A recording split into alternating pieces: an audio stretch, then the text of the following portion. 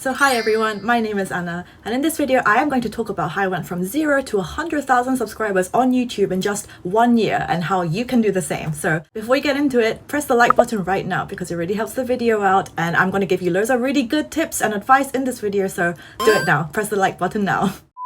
So I uploaded my first video to YouTube on the 25th of May 2020, last year. So it was my flying on Korean Air prestige class during coronavirus video. And I still think that's like a really quite good first video. So if you haven't watched that, go watch it. And I reached 100k subscribers on the 30th of May this year. And it was actually on my birthday too. So it's like the best birthday gift ever. Everyone recently has been asking me, how much money are you making as a 100k YouTuber? Just for anyone who doesn't know, your subscriber count doesn't actually correlate to how much money you make on YouTube. The thing that's directly related to how much money you make is your views. So the more views you have, the more money you'll make, and your subscriber count doesn't really matter in the grand scheme of things. If many people are subscribed to you, it just means your videos have more of a chance to be shown to more people. I'm only revealing this number just so other people can get inspired, possibly motivated to start their own YouTube channel, because it is a legitimate way to make money these days, especially during this whole past year with the pandemic. Lots of people lost their jobs.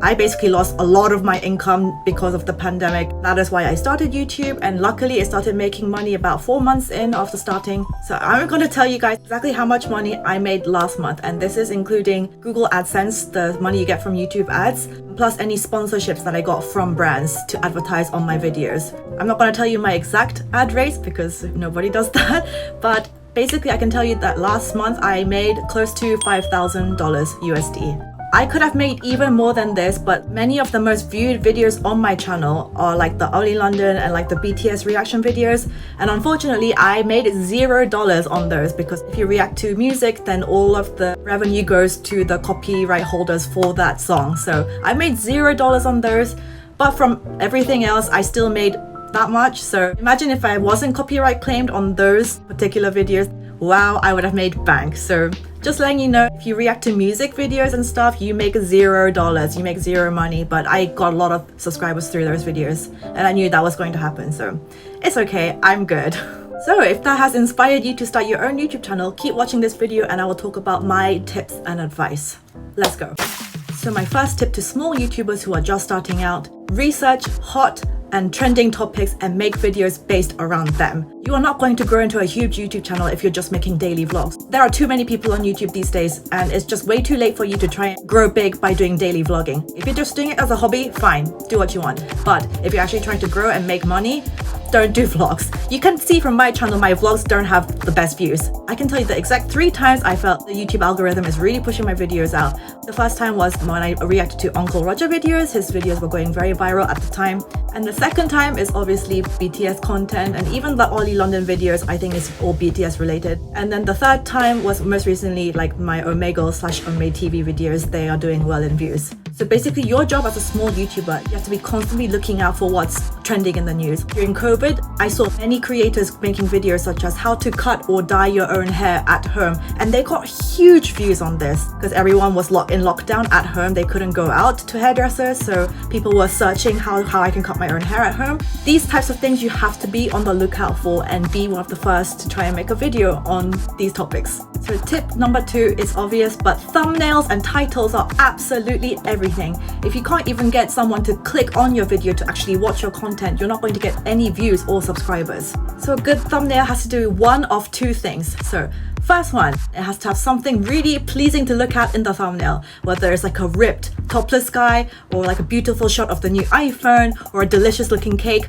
If it looks so good, it will just make people want to click on it and watch it. And the second way to make a good thumbnail is to make the viewer curious about what the content of the video will be, and they can only get the answer by clicking and watching on it. So this is why clickbaity titles work, where people often ask questions in the thumbnail or in the title itself, and then they give the answer in the video. So make the thumbnail and title as good as possible, and whatever you do, for the love of God, do not choose one of the screenshots provided to you automatically by YouTube. Don't do that.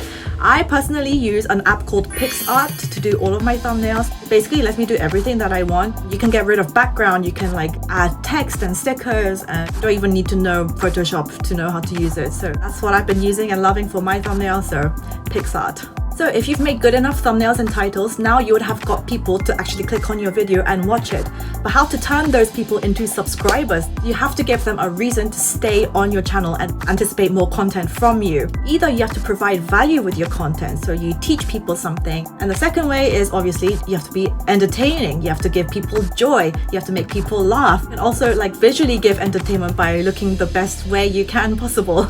70% of people watch YouTube through their mobile phones these days, and that makes retention time so short. So you have to do everything in your power to try and make them stay and not click off the video. The longer that people watch your videos for, YouTube will see that and reward it by pushing it out to more people on the platform. If people are only watching the first 30 seconds of your video, then it's not going to be recommended. Whereas if they watch at least half of it, that's like a really good retention rate. Your video will start to go viral, it will start to get views, you'll start to get subscribers. So how do we make videos less boring? Well, first, having a lively, animated, entertaining presence in your videos definitely helps. Don't have an expressionless face and do not talk too slowly.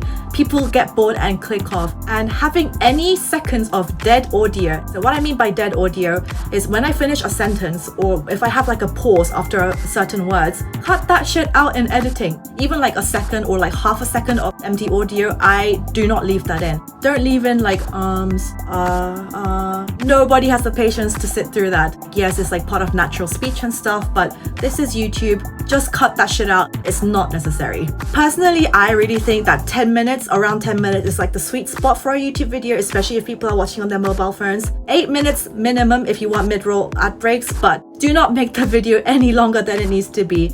Get straight to the point and people will really appreciate that. Also try to include many interesting visual aspects in your videos, such as like B-roll, transitions, text, like special effects, and also with audio. If you have nice music in your videos, funny jingles and stuff like that, it makes the video 10 times better. It really does. Do not assume that you will just easily grow on YouTube by just making half-assed videos and like a long montage of you talking with absolutely no editing. That's not going to happen. People have higher expectations these days. Put in a lot of effort. And people ask me what I use to edit. I use an app called KineMaster. I have the paid pro version. It's like a yearly subscription. It's really not expensive. Give it a go. I'm not sponsored by them, but just telling you that's what I use. But there's a common mistake that I see a lot of new YouTubers do when they first start out. They don't look into the camera lens. They're looking straight into like the camera viewfinder or like phone screen. So, hello, so I just went to this place and now I'm just going to go to this place and get some coffee. And they're talking not at the camera lens, we're talking here, and it just looks a bit funny because it looks like you're talking to yourself.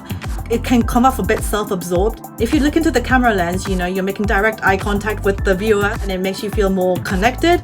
So don't talk to the viewfinder of the camera or don't talk to the screen. Talk into the camera lens. Okay, my next tip for growing on YouTube is that you should optimize your videos really well. Search engine optimization. So, you know, when you want to search like, how do I change a light bulb? Most people these days, they type that into YouTube and then they will watch a video on how to fix a light bulb. If you optimize your videos properly, your videos will hopefully be within the first 10 videos. And if you want to do that, you have to put good keywords that people are searching for into your titles and into your tags. Now, I have been using an extension called TubeBuddy since I started YouTube. I still use it every single time when I upload a video. I research all of the keywords that I want to target, and then it basically gives you a score of how good that keyword is, how competitive it is for your channel in particular. I'm not being sponsored by TubeBuddy, but I do have like an affiliate link, so I will leave a link down in the description so you can go test out TubeBuddy for yourself. I really think it's so helpful and it's completely worth it.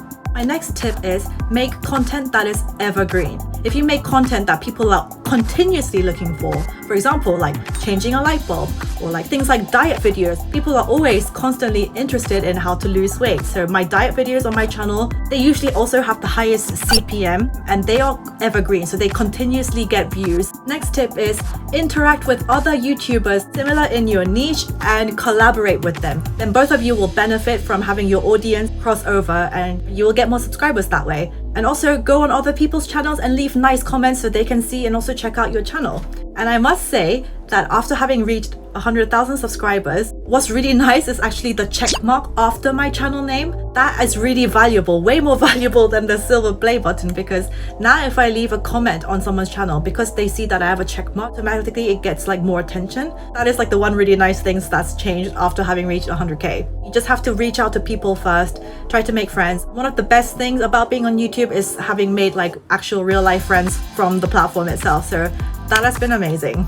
My next tip is try to find a quality that makes you unique and try to market that to the best of your ability. A lot of people compliment me on my accent. I don't think there are many other Korean people speaking British English like this, making content about Korea but in English. So I think that is the thing that makes me kind of stand out. I must say, if you can speak more than one language, I would also use that to your advantage as well, because it takes so much effort for me to put subtitles in both Korean and English. A lot of my early videos I haven't put any subtitles or anything, but I have noticed once I started doing that, I did see a huge growth, because now I have a lot of new Korean viewers as well. So YouTube is a global platform. Try to get as many people to come to your videos as you can. Don't get disheartened and don't be put off when you're starting out and your videos are not getting many views. For example, the Ollie London video that on my channel, that is the most viewed video, it got picked up and it just literally exploded in views like overnight. You never know when a video will suddenly start to get views out of nowhere, so just be patient. Don't focus too much on the metrics. The only thing that you should be focusing on